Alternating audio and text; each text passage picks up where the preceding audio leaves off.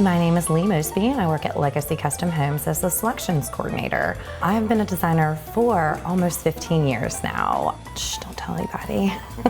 In terms of my personal style, I like a mix of old with the new, the classic with a twist of modern, a neutral base with a pop of color, and maybe just a hint of glam or femininity.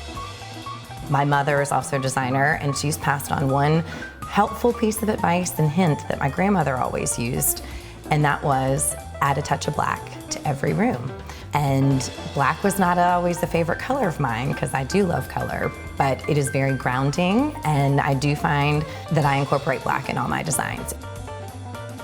This particular home in this project has been incredibly special. 904 Oberlin is a 26-unit condominium project that we have been working on for the last year, and it has completely shined and excelled all of our expectations that we had for this project.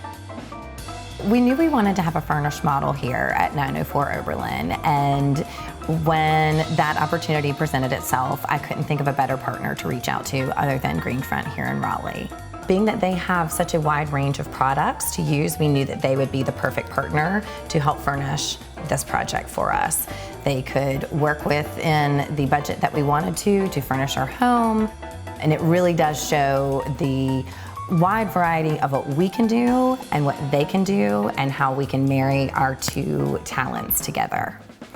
Well, one of my favorite spaces that Greenfront did for us in this home was the downstairs bedroom / den. Greenfront took this room for us and they dressed it as a den, and this really shows the flexibility that can be used with this space.